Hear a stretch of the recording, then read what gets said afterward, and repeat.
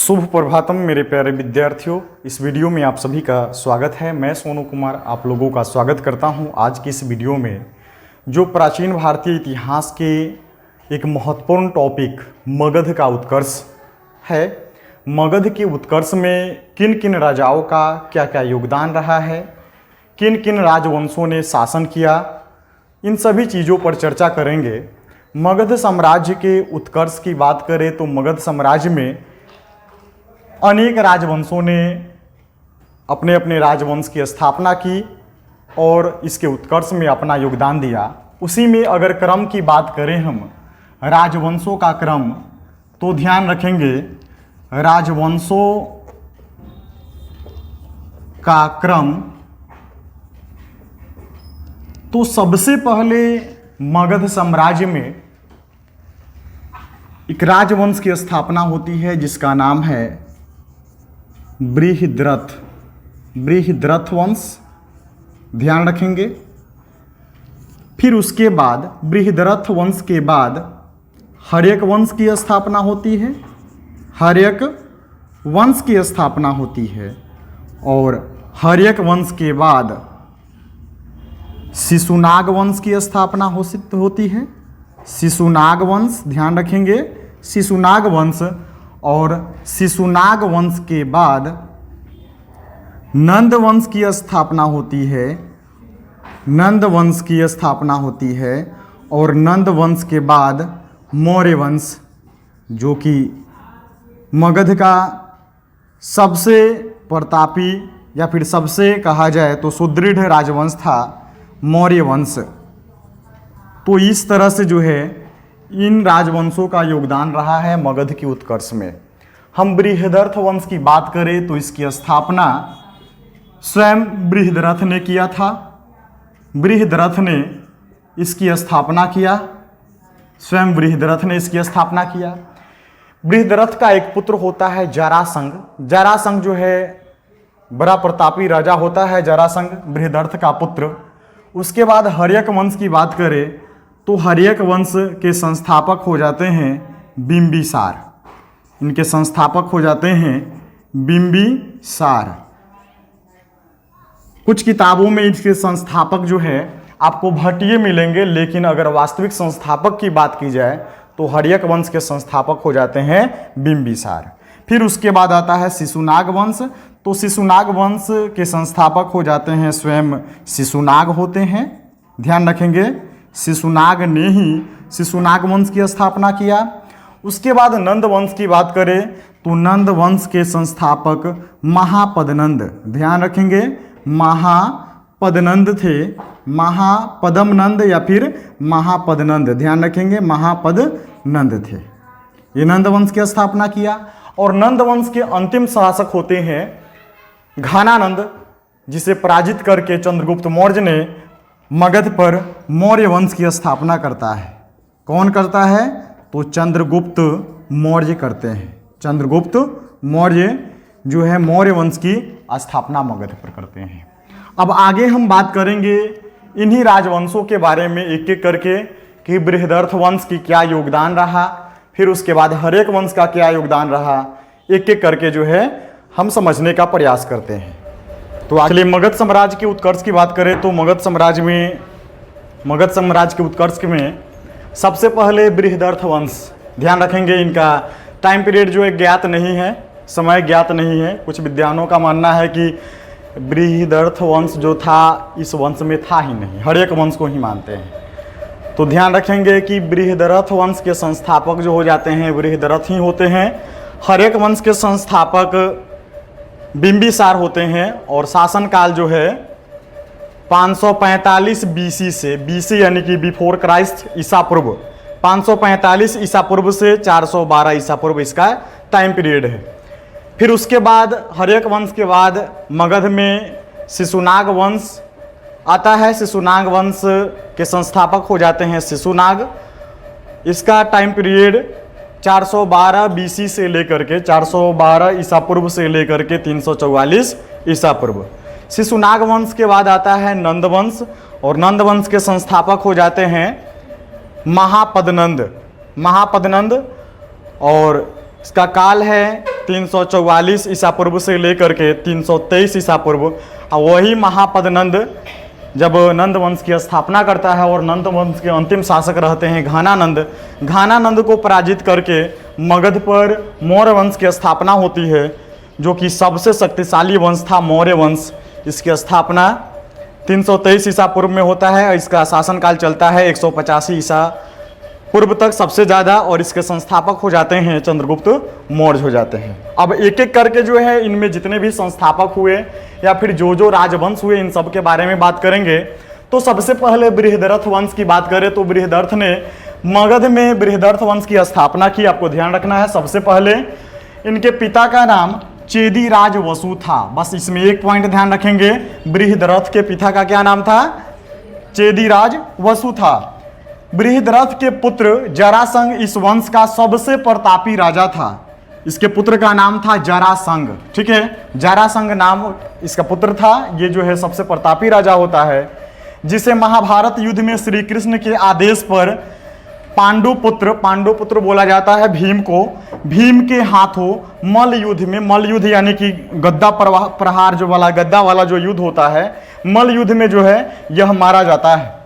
बृहद्रथ संतानहीन था। जब बृहद्रथ संतानहीन था तो जरासंघ कहां से आया? सुनिए, जरा नामक एक राक्षसी के वरदान से उसे पुत्र हुआ था जिसका नाम था जरासंघ। ध्यान रखेंगे, किसके वरदान से हुआ था पुत्र? तो जरा नामक राक्षसी के वरदान से किसको पुत्र हुआ? बृहद्रथ को एक पुत्र की प्राप्ति हुई जिसका नाम क्या रखा गया? जरासंघ उसका नाम रखा गया। जैसे में महाभारत में देखते हैं कि भीम का विवाह जो है राक्षसी विवाह कहाँ होता है, किससे होता है? हिडिंबा से होता है, और हिडिंबा से होता है और एक पुत्र का भी जन्म होता है। नाम क्या था उसका? घटोत्कच। ठीक है, ध्यान रखेंगे। तो इतना आपको इसमें ध्यान रखना है। आगे चलिए, अब आगे बात करें मगध साम्राज्य के उत्कर्ष में। तो बृहद्रथ ने गिरिब्रज यानी कि जो राजगृह था उसको अपनी राजधानी बनाया। इसको ध्यान रखेंगे, बृहद्रथ ने राजधानी किसे बनाया? तो गिरिब्रज को बनाया। जरासंघ के मृत्यु के पश्चात उसका पुत्र सहदेव शासक बनता है। जैसे ही जरासंघ हो जाता है बृहद्रथ का पुत्र, और उसकी मृत्यु के पश्चात जरासंघ का पुत्र सहदेव शासक बनता है। बृहद्रथ वंश का अंतिम शासक रिपुंजय था। ध्यान रखेंगे इसको, अंतिम शासक हो जाता है रिपुंजय। यह अयोग्य शासक था, कमजोर शासक था रिपुंजय, इसलिए उसका मंत्री पुलिक, ध्यान रखेंगे, पुलिक ने उसकी हत्या कर दी और उसके गद्दी पर जो है अपने पुत्र को बैठा दिया। फिर हम आगे बात करें हर्यक वंश की। तो हर्यक वंश की संस्थापक, वास्तविक संस्थापक की बात की जाए तो बिंबिसार थे। देखते हैं, टाइम पीरियड है इसका 545 ईसा पूर्व से लेकर के 412 ईसा पूर्व तक। ध्यान रखेंगे, शासकों का क्रम देखा जाए हर्यक वंश में तो सबसे पहले भट्टिये, जो कि इसकी स्थापना करता है भट्टिये 545 ईस्वी में, और 1 साल तक ही यह शासन कर पाता है। उसके बाद बिंबिसार, जिसे हर्यक वंश का वास्तविक संस्थापक कहा जाता है बिंबिसार को, ये 545 से लेकर के 490 ईसा पूर्व तक शासन करता है। फिर उसके बाद इसका पुत्र होता है, इसका पुत्र था अजातशत्रु। अजातशत्रु 492 ईसा पूर्व से लेकर के 460 ईसा पूर्व तक शासन करता है। फिर अजातशत्रु का पुत्र उदयन होता है। उदयन 460 से 432 ईसा पूर्व तक शासन करता है। फिर उदयन का पुत्र अनिरुद्ध हुआ है। फिर उसके बाद मुंड हुआ। उसके बाद में अंतिम शासक नागदशक होता है। इन तीनों को मिलाकर यानी कि अनिरुद्ध और मुंड और नागदशक जो है 432 से लेकर के और 412 ईस्वी तक ही, ईसा पूर्व तक ही शासन कर पाता है। हर्यक वंश के संस्थापक ध्यान रखेंगे भट्टिये था। यह एक सामंत था, सामंत क्षेत्र का प्रशासक था ये भट्टिये, ध्यान रखेंगे। और वास्तविक संस्थापक की बात की जाए तो वास्तविक संस्थापक थे बिंबिसार। अब आगे बढ़ते हैं हर्यक वंश में। देखें, हर्यक वंश के वास्तविक संस्थापक बिंबिसार हो जाते हैं। पहले तो हर्यक वंश की स्थापना भट्टिये कर चुका था, लेकिन वास्तविक संस्थापक की बात की जाए तो वास्तविक संस्थापक बिंबिसार हो जाते हैं। इसकी राजधानी गृहब्रज यानी कि राजगृह थी।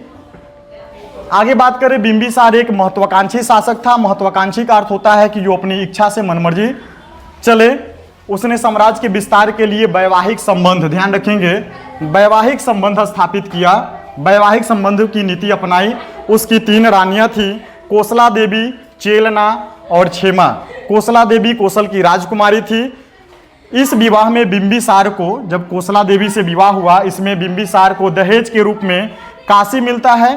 कोसला देवी के भाई प्रसेनजीत से उनकी मित्रता हो जाती है बिंबिसार की। बिंबिसार की दूसरी पत्नी चेलना वैशाली के लिच्छवी शासक चेटक की पुत्री थी। जो चेलना थी वह चेटक की पुत्री थी। इस प्रकार वजी के साथ उसका संबंध भी अच्छा रहता है, यानी कि वजी भी उसके अधिकार में आ जाता है। बिंबिसार की तीसरी रानी पंजाब की, ध्यान रखेंगे, पंजाब की मद्र राजकुमारी क्षेमा या फिर खेमा कह लीजिए, ये थी। बिंबिसार ने अपने पूर्वी पड़ोसी राज्य अंग पर चढ़ाई कर दिया और वहां के शासक ब्रह्मदत्त का वध करके अंग की राजधानी चंपा पर अपने पुत्र अजातशत्रु को शासन करने के लिए भेज देता है। इस तरह से चंपा पर अधिकार किसका हो जाता है? अजातशत्रु का हो जाता है। चलिए तो अब आगे बात करते हैं। अवंती के शासक चंद्रप्रदोप, ध्यान रखेंगे, अवंती के शासक था चंद्रप्रदोप को पीलिया रोग हो गया। क्या हो गया? पीलिया रोग हो गया। तो बिंबिसार ने क्या किया? बिंबिसार ने अपने राजवैद्य, ध्यान रखेंगे, बिंबिसार का राजवैद्य कौन था? जीवक था। जीवक को उज्जैन, जो मध्य प्रदेश में था, मध्य प्रदेश में है उज्जैन भेजा। जीवक ने चंद्रप्रदोप को क्या किया? चंद्रप्रदोप का इलाज किया और उसका स्वास्थ्य अच्छा हो जाता है, स्वस्थ हो जाता है और उसके बाद उससे मित्रता हो जाती है, यानी कि वह जो है मित्र बन जाता है बिंबिसार का। बिंबिसार का नाम जैन ग्रंथों में श्रोणिक बोले तो श्रेणीय था। ये महावीर और बुद्ध के समीप थे, समकालीन थे। ध्यान रखेंगे, किसके समकालीन थे? महावीर और बुद्ध के समकालीन थे। वे यानी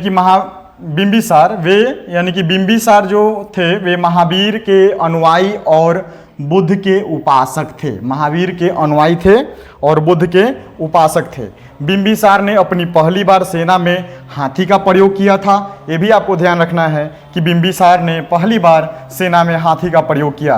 बिंबिसार ने जब लिच्छवी की राजकुमारी चेलना से विवाह किया तो उसे 2 पुत्र, यानी याद रखेंगे नाम इसका, हल और बेहल, क्या?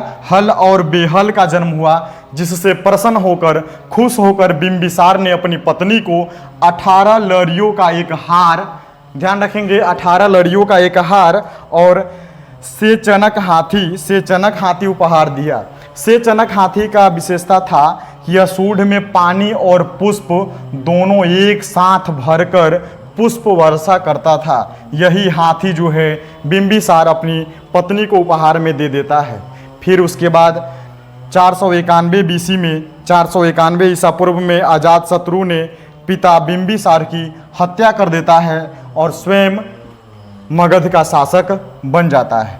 तो इतना हम बिंबिसार से याद रखेंगे। अब आते हैं नेक्स्ट शासक